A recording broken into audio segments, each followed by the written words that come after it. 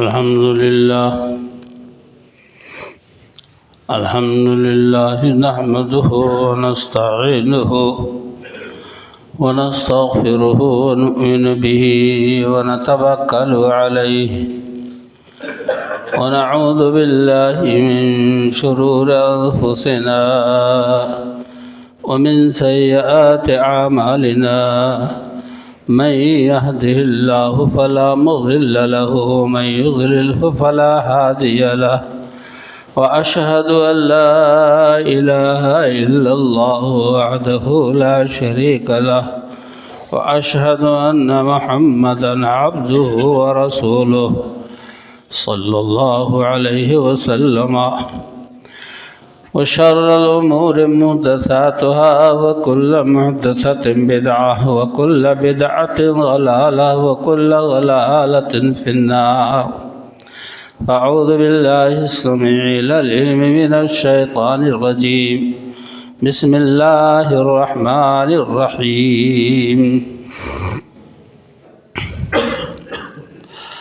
قاف والقرآن المجيد بل عجبوا أن جاءهم منذر منهم فقال الكافرون هذا شيء عجيب أإذا متنا وكنا ترابا ذلك رجع بعيد قد علمنا ما تنقص الأرض منهم وعندنا كتاب حفيظ بل كذبوا بالحق لما جاءهم فهم في أمر مريج أفلم ينظروا إلى السماء فوقهم كيف بنيناها وزيناها وما لها من فروج والأرض مددناها وألقينا فيها رواسي وأنبتنا فيها من كل زوج بهيج تبصرة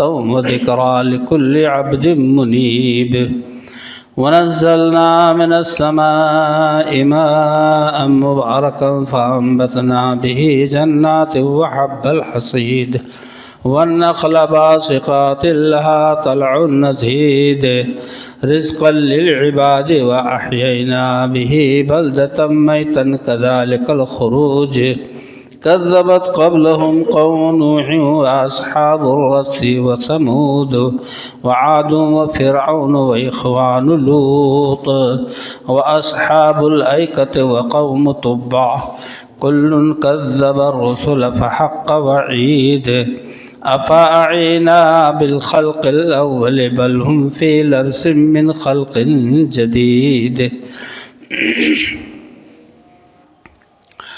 وقال تبارك وتعالى فذكر فإن الذكرى تنفع المؤمنين.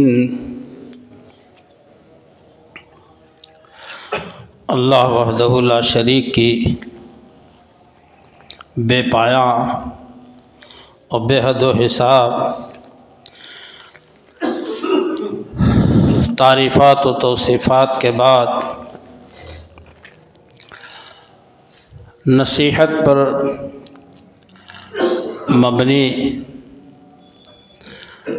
چند باتیں انشاءاللہ آپ کے سامنے پیش کرنے کی سعادت حاصل کر رہا ہوں.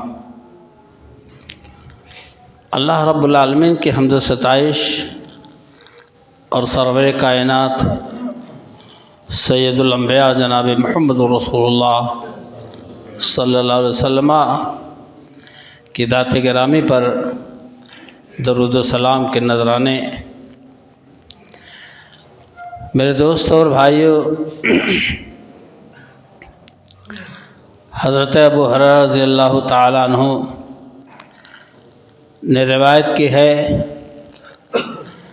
عن ابی ہریرہ رضی اللہ تعالیٰ عنہ قال قال رسول اللہ صلی اللہ علیہ وسلم امرنی ربی بتسع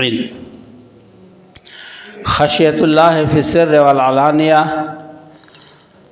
فالعدل فی الغضب والرضا فالقصد فی الغضب والرضا فالقصد فی الفقر والغناء. اللہ کے نبی صلی اللہ علیہ وسلم فرماتے ہیں کہ میرے رب نے مجھے 9 باتوں کا حکم دیا. جن باتوں کا حکم اللہ نے اپنے حبیب صلی اللہ علیہ وسلم کو دیا، ایک ایک پوائنٹ کر کے اللہ کے رسول صلی اللہ علیہ وسلم نے امت کے سامنے پیش کر دیا. اور ایسی انمول باتیں جو ہماری زندگی کے لیے، ہمارے پورے سماج کے لیے، ہمارے خاندان گھرانے کے لیے، مسلم معاشرہ کے لیے، پوری دنیا کے لیے بہت کارآمد اور بہت مفید ہیں. پہلی بات کہ آپ نے جو ارشاد کی کہ اللہ تعالیٰ نے، میرے رب نے مجھے 9 باتوں کا حکم دیا ہے. خشیت اللہ فی السر والعلانیہ. پہلی بات کہ اللہ کا خوف چپکے چپکے تنہائی میں، اور اللہ کا خوف مجمع عام میں، دونوں برابر ہونا چاہیے. ایسا نہیں کہ آپ جب عوام کے سامنے ہوں تو سبحان اللہ، الحمدللہ کا نعرہ بلند کریں اور لوگ سمجھیں کہ بہت نیک آدمی ہے، اور جب تنہائی میں جائیں، اکیلے پڑیں، تو جو بھی سمجھ میں آئے نفس پرستی اس کو آپ انجام دیں. چوری کریں، ڈکیتی کریں، جوا شراب زنا کریں. کسی شاعر نے کہا ہے بہت آسان ہے مجمع میں معاذ اللہ کہہ دینا. یہ بہت آسان ہے، 4 آدمیوں کے سامنے آپ کہیں معاذ اللہ معاذ اللہ. اور بہت مشکل ہے خلوت میں رخ گلگوں سے بچ جانا. میرے دوستوں اور بھائیوں، اللہ رب العالمین کی اطاعت و تابعداری جیسے علانیہ ویسے تنہائی میں، جیسے تنہائی میں ویسے علانیہ مجمع عام میں ہونا چاہیے. اللہ کے نبی جناب رسول اللہ صلی اللہ علیہ وسلم نے ارشاد فرمایا کہ ان العبد اذا صلی، کہ جب بندہ نماز ادا کرتا ہے اللہ کی عبادت کے لیے، فی العلانیہ فاحسن، مجمع عام میں وہ نماز پڑھتا ہے، روزہ رکھتا ہے، زکوٰۃ دیتا ہے، نیکی و بھلائی کی بات کرتا ہے مجمع عام میں، فاحسن، بہت اچھا کام کیا. اور بندہ جب نماز پڑھتا ہے فی السر، تنہائی میں، فاحسن، بڑے اخلاص کے ساتھ، للہیت کے ساتھ، اللہ کے خوف و خشیت کو مد نظر رکھتے ہوئے. اللہ کہتا ہے بندے نے حق ادا کر دیا. ایک بندے کی خصوصیت ہونی چاہیے کہ جو ہمارے منہ پہ ہے وہی دل میں رہے، جو دل میں ہے وہ زبان پر رہے. جو ہم چپکے چپکے کام کرتے ہیں اچھائی کا اللہ کے لیے، مجمع عام میں کریں. مجمع عام میں جو کر رہے ہیں اللہ کے لیے اس کو تنہائی میں بھی انجام دیں، جس میں اللہ کی رضا مطلوب ہو، اللہ کی خوشنودی مطلوب ہو. کتنے ایسے واقعات آپ سن چکے ہیں فی السر والعلانیہ کا. اللہ تعالیٰ نے انفاق فی سبیل اللہ کے بارے میں خود ہی ارشاد کیا ہے کہ جو لوگ چپکے چپکے اور علانیہ طور سے اللہ کی راہ میں خرچ کرتے ہیں، دن کے اجالے میں اور رات میں، اللہ تعالیٰ نے ایسوں کے لیے درجات کی بلندی کا اعلان کیا ہے. اللہ کے نبی جناب محمد رسول اللہ صلی اللہ علیہ وسلم ہی کا فرمان مبارک ہے، سینکڑوں بار کہیں جلسے جلوس میں، کہیں خطبات میں، مساجد میں، کہیں نصیحتوں میں آپ سنتے رہتے ہیں کہ ایک لڑکی نے اپنے چچا زاد بھائی سے کہا تھا، جب اس نے چاہا کہ اس کی عزت کی مہر توڑ دیں تو اس نے کہا تھا اتق اللہ، اے اللہ کے بندے اللہ کا تقوی اختیار کر، خوف کھا۔ وہ کانپ گیا اور پیچھے ہٹ گیا۔ اسی ایک نیکی کے حوالے سے اس نے ایک ایسی مصیبت میں اللہ سے دعا مانگی کہ اللہ تعالیٰ اگر میں نے تیری رضا کے لیے، تیری خوشنودی کے لیے کام کیا ہے تو ہم سے اس مصیبت کو دور کر دے۔ اللہ تعالیٰ نے دور کی۔ تنہائی کی عبادت یا جو خوف خدا پر مشتمل ہو عبادت اللہ کو بہت پسند آتا ہے، بہت پیار آتا ہے۔ اللہ کے نبی جناب محمد رسول اللہ صلی اللہ علیہ وسلم فرمایا فالعدل فی الغضب والرضا۔ دوسری بات اللہ کے نبی صلی اللہ علیہ وسلم نے ارشاد کی کہ میرے رب نے حکم دیا ہے کہ غصے کی حالت میں اور خوشی کی حالت میں، ہر دو حالتوں میں انصاف کا دامن چھوٹنے نہ پائے۔ آپ کو کوئی تکلیف ہے، کوئی رنج ہے، کوئی غضب ہے، غصہ ہے، ان تمام حالتوں میں انصاف سامنے ہے۔ آج دیکھا جاتا ہے کہ آدمی کسی سے غصہ کر رہا ہے یا کسی بات پر غصہ ہو رہا ہے تو سب سے پہلے انصاف کا دامن چھوڑتا ہے، اور اسی انصاف کی بدولت مذہب اسلام چہار دانگے عالم میں پھیلا ہے، اسی کی برکت سے، جس کے سینکڑوں ہزاروں واقعات ہیں۔ نبی اکرم جناب محمد رسول اللہ صلی اللہ علیہ وسلم کے پاس اسامہ بن زید رضی اللہ عنہ گئے۔ اسامہ بن زید رضی اللہ عنہ گئے کہ فاطمہ بنت قیس نے چوری کی ہے، بڑے خاندان کی لڑکی ہے، غلطی ہوئی ہے، اللہ کے رسول صلی اللہ علیہ وسلم اس کے ہاتھ نہ کاٹیں۔ تو آپ کے غصے کا وہ عالم تھا اس وقت کہ اللہ کے حدود میں تم مجھے آئے ہو سمجھانے کے لیے۔ لو سرقت فاطمہ بنت محمد لتقطعت یدہا، اے اسامہ بن زید سن لو، اگر محمد کی بیٹی صلی اللہ علیہ وسلم فاطمہ نے چوری کی ہوتی، فاطمہ بنت محمد نے، تو میں اس کے ہاتھ کاٹ دیتا۔ یہ پیغام تھا ساری دنیا کے مسلمانوں کے لیے کہ انصاف انصاف ہے۔ یا ایھا الذین آمنوا قوموا للہ شہداء کونوا قوامین شہداء للہ ولو علی انفسکم او الوالدین والاقربین۔ اے ایمان والو، تم انصاف کے لیے اٹھ کھڑے ہو اور اس جماعت کے ساتھ ہو جاؤ جو انصافر جماعت ہے، اللہ کے لیے، دنیا داری کے لیے نہیں۔ ولو علی انفسکم، چاہے تمہیں اپنے خلاف گواہی دینی ہو کہ بھائی حقیقت یہ ہے، حقیقت یہ ہے، اصل بات یہ ہے، ولو علی انفسکم، آپ نے جو گواہی دی انصاف کی بات بولے اپنے نفس کے خلاف، جبکہ آدمی اپنے نفس تو چھوڑو، دوسرے لوگ اس کی تائید میں لگ جاتے ہیں غلط بات کے لیے، پیسہ سے، روپیہ سے، لاٹھی سے، مقدمات سے گواہی دینے کے لیے ناجائز طریقے سے لوگ تیار ہو جاتے ہیں، اپنی عاقبت خراب کرتے ہیں۔ نبی صلی اللہ علیہ وسلم نے بتلایا کہ سب سے نالائق گدھا بیوقوف تو وہ ہے جو غیر کے فائدے کے لیے اپنی آخرت برباد کر لے۔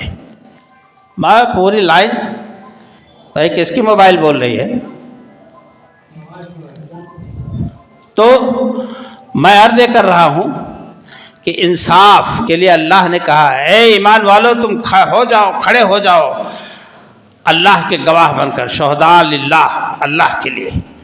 ولو علی انفسکم، تمہیں چاہے اپنے خلاف گواہی دینی ہو، اپنے ماں باپ کے خلاف گواہی دینی ہو، اقربا کے لیے ہو، فقیر کے لیے ہو، محتاج کے لیے ہو، مالدار کے لیے ہو، عدل کا دامن ہاتھ سے نہ چھوٹے۔ کسی غریب پر رحم کھا کر کے آپ انصاف ترک کر دیں، کسی مالدار سے مروب ہو کر آپ انصاف کی بات کہنا چھوڑ دیں، قرآن اس کو نہیں کہتا ہے۔ انصاف کی بات بول دو، حقیقت۔ فل عدل فی الغضب والرضا، غصے کی حالت میں، لا یجرمنکم شنآن قوم علی الا تعدلوا اعدلوا هو اقرب للتقوی، اللہ فرماتا ہے کہ تمہیں کسی قوم کی دشمنی آمادہ نہ کر دے اس بات پر کہ تم انصاف کا دامن ہاتھ سے چھوڑ دو۔ اے دلو انصاف کرو، یہ انصاف تقویٰ کے قریب کرنے والی بات ہے۔ کہتے ہیں ابا ایسا کہہ رہے ہیں تو ہم کیا کریں، بڑھ کے بھیا کہہ رہے ہیں ایسا تو ہم کیا کریں، بیچ میں چچا کہہ رہے ہیں۔ ارے قرآن دیکھو، اللہ کو دیکھو۔ اللہ یہ کہہ رہا ہے کہ تمہارے خلاف کورٹ سے گواہی ہو، تمہارے ماں باپ کے خلاف گواہی ہو، فقیر کے خلاف ہو اور مالدار کے سامنے بولنا ہے، تم سچ بولو۔ ایک واقعہ میں نے ابھی جلد ہی پڑھا، انگریز کا زمانہ تھا، کسی زمین کا جھگڑا تھا کہ یہ مندر کی زمین ہے کہ مسجد کی، بہت دنوں تک چلا۔ تو غیر مسلمین نے کہا ایک اللہ کے بندے بزرگوار ہیں، وہ آ کر کے جیسا گواہی دے دیں ہم مان لیں گے، مسجد کی کہتے ہیں مسجد کے ہے، مندر کی کہتے ہیں مندر کے ہے۔ لیکن جانا تھا ان کو انگریز جج کے سامنے، کہا میں انگریز کا منہ دیکھنا نہیں چاہتا ہوں۔ انہوں نے کہا میں انگریز کا منہ نہیں دیکھنا چاہتا ہوں۔ تو انگریز جج نے کہا جاؤ ان سے کہہ دو کہ پیٹھ میری طرف چہرہ دوسری طرف، لیکن آ کے وہ گواہی دے دے۔ آئے، مجمع تھا، ہندوؤں کا بھی مسلمانوں کا بھی۔ انہوں نے جج کے سامنے گواہی دی اور کہا میں یہ گواہی دیتا ہوں کہ زمین مندر کی ہے۔ اللہ اکبر، مسلمان پیچھے ہٹ گئے شرافت سے، اور غیر مسلمین اسلام لانے لگے دھڑا دھڑ۔ بابا کی اس گواہی پر غیر مسلمین مسلمان ہونے لگے۔ ایسا سکہ جمع عدل کا، انصاف کا۔ میرے دوست اور بھائیوں، اللہ کے نبی صلی اللہ علیہ وسلم پر کا ارشاد گرامی کی ورضا، خوشی میں بھی انصاف کا خاص خیال رکھو۔ ہاں، خوشی آئے تو شیطانی حرکات نہیں ہونی چاہیے گھر میں کہ ناچنے لگو، بہت اعتدال کے ساتھ رہو، عدل و انصاف کے ساتھ، اعتدال کے ساتھ، میانہ روی جس کو کہتے ہیں۔ غصہ ہو چاہے خوشی ہو۔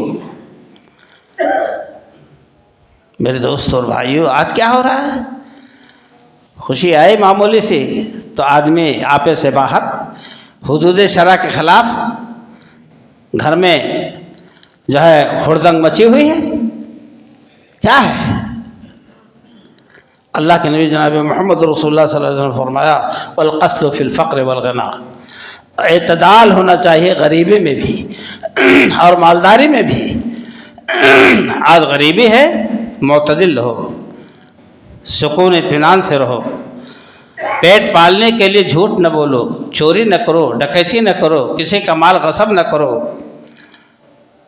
آج غریبی ہے، اللہ پر بھروسہ رکھو، اللہ دور کر دے گا۔ اور مالداری ہے تو اس میں بھی خیال رکھو کہ اللہ کا دیا ہوا مال ہے، اس کے اوپر اترائے نہیں اور جو چاہے سو کر لے۔ کون روکنے والا ہے؟ روکنے والا تو کوئی نہیں ہے، اور لوگ ہوا دینے والے ہیں، آپ کو بانس پر چڑھانے والے مل جائیں گے، آپ کو آپ کی خوشی میں تالیاں بجانے والے مل جائیں گے، مگر آپ راہ حق سے ہٹے ہوں گے۔ فالقصد فی الفقر والغنا، ہر تو حالت میں صحابہ کرام کی زندگی دیکھیں، اتنی غریبی، اتنی مسکینی، اتنی فقر و فاقہ۔ مایا عائشہ رضی اللہ عنہ کہتے ہیں کہ ایک نہیں، دو نہیں، تین نہیں، چار مہینے کے چاند ہم لوگ دیکھ لیتے تھے اور ہمارے گھروں میں آگ نہیں جلتی تھی۔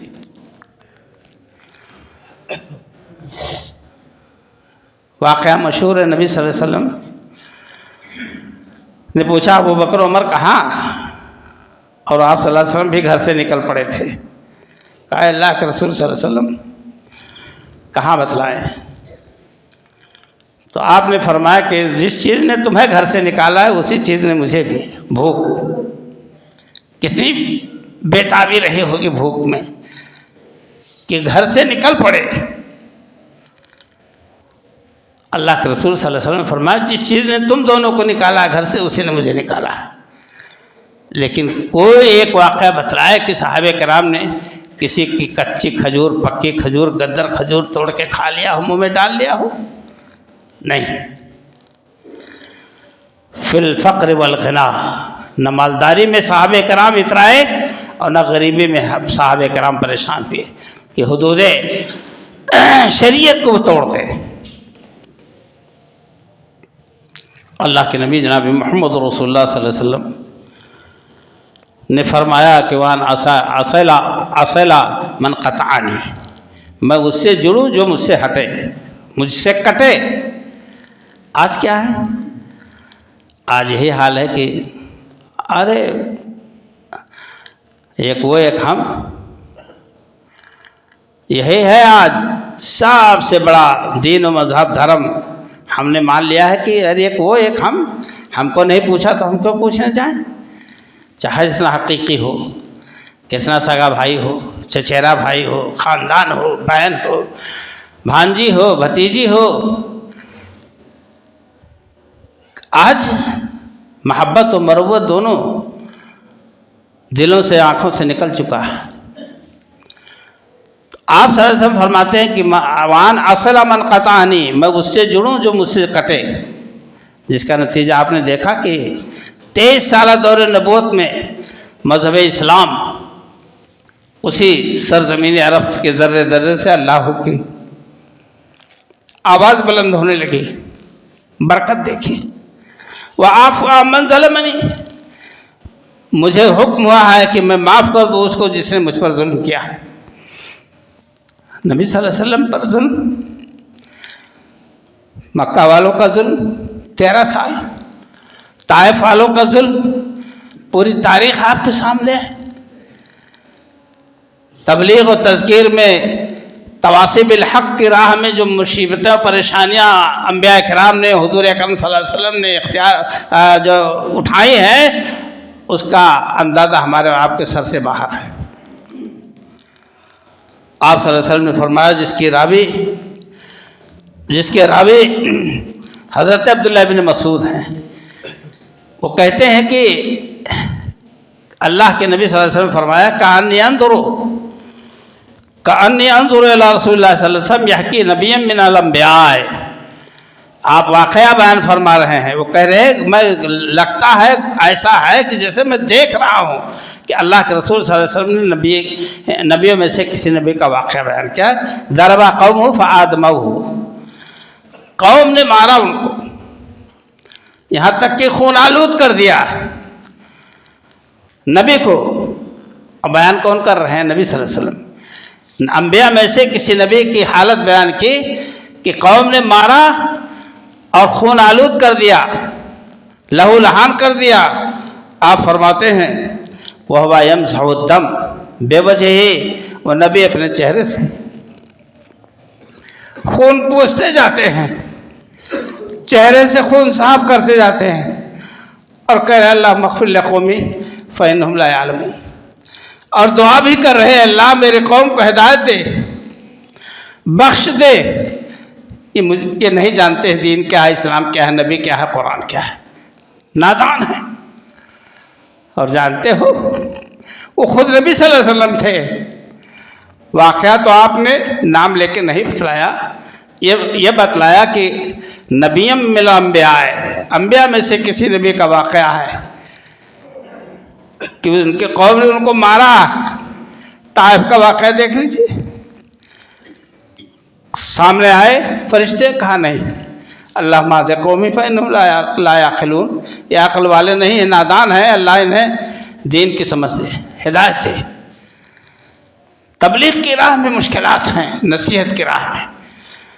میں عرض کر رہا تھا کہ اللہ کے رسول جناب محمد رسول اللہ صلی اللہ علیہ وسلم فرمایا کہ وَعَفُوَ عَمَّنْ ظَلَمَنِي، اس کا بھی مجھے پابند کیا گیا کہ میں اسے معاف کر دوں جس نے مجھ پر ظلم کیا ہے۔ فتح مکہ اس کی کھلی دلیل ہے کہ حرم شریف میں خانہ کعبہ کے ارد گرد صحن حرم میں کھڑے ہیں ظالم لوگ، 23 سالہ دور کے ظالمین کھڑے ہیں اور ملتجی نگاہوں سے دیکھ رہے ہیں کہ دیکھیے زبان مبارک سے کیا نکلتا ہے۔ آج ہماری گردنیں صاف کر دی جائیں گی کہ ہمارے ساتھ رحم و کرم کا معاملہ ہوگا۔ آپ نے فرمایا اذهبوا انتم الطلقاء لا تثریب علیکم اليوم، جاؤ سب آزاد ہو، کسی پر کوئی گرفت نہیں ہے، میں سب کو معاف کرتا ہوں۔ دل گردہ ہونا چاہیے معاف کرنے کے لیے، وسیع الظرف ہونا چاہیے۔ برادران اسلام، اللہ کے نبی صلی اللہ علیہ وسلم نے فرمایا وَأَن يَكُونَ صَمْتِي فِكْرًا وَنُطْقِي ذِكْرًا وَنَظْرِي عِبْرًا۔ آپ صلی اللہ علیہ وسلم نے فرمایا کہ مجھے حکم ہوا رب کی طرف سے کہ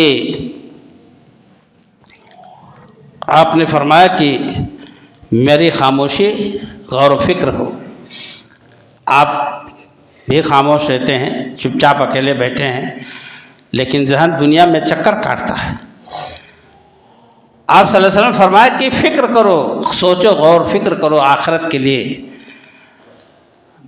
اپنے لیے، اپنے آل اولاد کے لیے صراط مستقیم کا راستہ ڈھونڈو، آخرت سے کے عذاب سے بچاؤ کی فکر کرو، یہ سوچو۔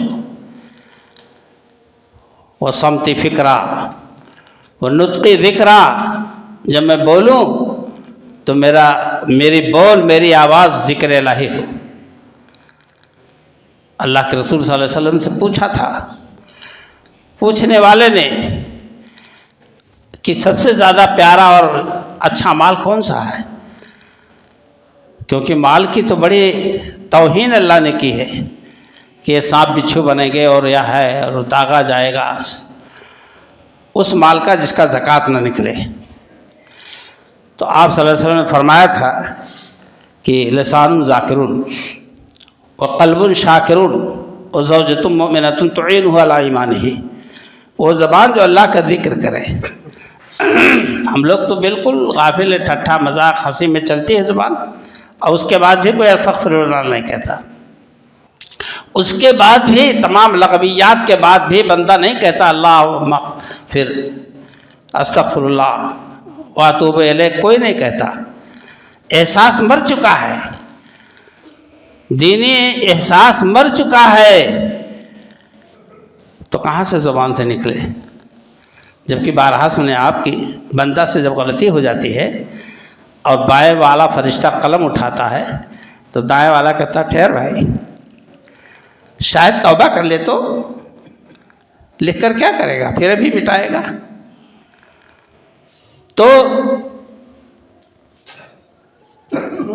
وہ رکا رہتا ہے، جب دیکھتا ہے داہنے والا کہ بھائی نہیں استغفار کر رہا ہے، نہیں توبہ کر رہا ہے، تو کہتا لکھ لے بھائی ایک گناہ، یہ غلطی کیا ہے، گناہ لکھ لے۔ تو آپ نے فرمایا کہ لسان ذاکرون و قلب شاکرون، وہ دل جو اللہ کا شکر ادا کرے،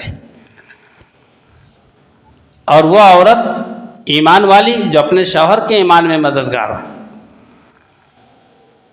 ایمان والی عورت آج کل بھیا اللہ خیر کرے، جو یہ کہے کہ بھائی حلال لانا ہمارے گھر پہ، موٹا جھوٹا پہن لیں گے، بھوکا پیاسا گزار لیں گے، ہمیں بہت لذیذ کھانا نہیں چاہیے حرام کا۔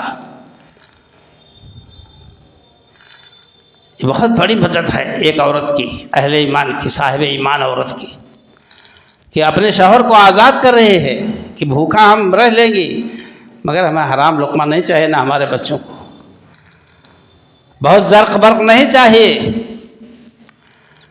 موٹا جھوٹا میں نباہ ہو جائے گا مگر حلال روزی ہو۔ آپ نے بی بی خدیجہ کا حال سنا کہ جب اللہ کے رسول صلی اللہ علیہ وسلم گھبراتے ہوئے آئے اور کہا زمیلونی یا خدیجہ انی لقد خشیت علی نفسی، مجھے چادر اڑا دو، مجھے جان کا خطرہ لگ رہا ہے۔ ایک نیا واقعہ سامنے آ گیا، جب ذرا ڈھارس ہوئی، بدھی، اطمینان ہوا تو سارا واقعہ بیان کیا اور کہا مجھے لگتا ہے کہ اللہ تعالیٰ ہم کو آزما رہا ہے۔ بی بی خدیجہ نے کہا تھا ڈھارس بتاتے ہوئے، تسلی دیتے ہوئے، وہ عورت کی ذات تھی وہ اور گھبرا جاتی کہ ہمارے شوہر نامدار کو یا اللہ کیا ہو گیا، ہاتھ پاؤں پٹکنے رکھتی، لیکن کہا نہیں واللہ لا یخزیک ابدا، اللہ کی قسم اللہ آپ کو رسوا نہیں کرے گا۔ ایک حوصلہ مند عورت کا جواب اپنے شوہر کی تسلی کے لیے کہ اللہ کی قسم اللہ آپ کو رسوا نہیں کرے گا، آپ کے اندر اتنی خوبیاں ہیں، یہ خوبیاں ہیں، ان خوبیوں کی بنا پر اللہ آپ کو رسوا نہیں کرے گا، ضرور اس کے پیچھے کوئی معاملہ ہے۔ تو آپ صلی اللہ علیہ وسلم کہتے ہیں کہ اللہ نے فرمایا کہ میرا ذکر جو ہے، میری آواز ذکر الہی ہو۔ آپ بھلی بات کا حکم دیں وہ بھی ذکر ہے، سبحان اللہ الحمدللہ تو ہے، وَنَظْرِ فِكْرًا، اور میرا غور و فکر، میری نظر جس پر پڑے عبرت کے لیے پڑے۔ دنیا کے یہ مناظر آپ کے سامنے ہیں کہ اللہ نے کیا کیا چیزیں پیدا کی ہیں، اور جب آپ اس فکر میں آئیں گے تو آپ کی زبان جانتے ہو پکار اٹھے گی، ربنا ما خلقت ھذا باطلا سبحانک فقنا عذاب النار، اے اللہ تو نے کوئی چیز رائگاں بیکار نہیں پیدا کی ہے۔ چھوٹا سا کیڑا، آج آپ لوگ بھی دیکھتے ہیں کتنے ایسے درخت اور گھاس پھوس جسے ہم آپ کاٹ کر پھینک دیتے ہیں اور جب سوکھ جاتا ہے تو اس کو جلا دیتے ہیں، اس کی حقیقت ہمیں نہیں معلوم، لیکن یونانی دنیا نے اس کی حقیقت کو تلاش کیا اور اس کے فوائد آپ کے سامنے بتلا رہے ہیں۔ تو اللہ کی کوئی چیز رائگاں و بیکار نہیں پیدا کی گئی ہے، اللہ نے ہر چیز کو کسی نہ کسی مصلحت کے لیے پیدا کیا ہے۔ ہم آپ نہ سمجھیں تو الگ بات ہے۔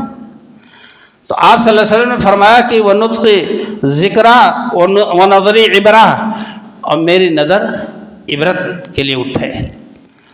یہ پہاڑ، یہ جھرنے، یہ آبشار، یہ سبزہ زار، یہ درخت، اور یہ انسانوں کی طرح طرح کی پیدائش، جانوروں کی تخلیق، بس ایک اللہ کی کاریگری ہے اور اسی کی قدرت کا شاہکار ہے۔ وَأَمْرُ بِالْعُرْفِ أَوْ قِيلَ بِالْمَعْرُوفِ، اور اس بات کا پابند کیا گیا ہوں کہ میں بھلی بات کا حکم دوں، بھلی بات کا حکم دوں۔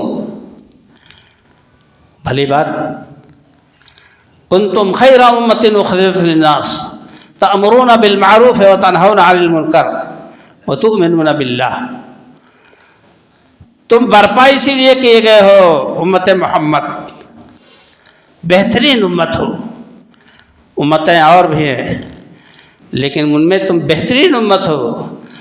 اخرجت للناس، تمہیں اس لیے پیدا کیا گیا ہے، نکالا گیا ہے، برپا کیا گیا ہے کہ تأمرون بالمعروف، بھلی بات کا حکم دو، بری بات سے روکو۔ اب آج ہم خود برائی میں مبتلا ہیں تو کس کو روکیں گے اور کہاں بھلی بات کہیں گے؟ ایسے کہنے والے کو لوگ مذاق اڑاتے ہیں، ٹھٹھا اڑاتے ہیں۔ ملا جی آ گئے، کباب میں ہڈی پہنچ گئے، ایسے ایسے القاب سے نوازے جاتے ہیں اللہ کے بندے، بھلی بات بتانے والے۔ ہوا و ہوس کے پیروکار ہم اور آپ بن چکے ہیں۔ اللہ تعالیٰ نے اسی آیت میں فرمایا وَلَا تَتَّبِعُوا الْهَوَىٰ، خواہشات کی پیروی نہ کرو، حق بات بولو، نفع نقصان نہ دیکھو کہ ہمارا پتہ صاف ہو جائے گا۔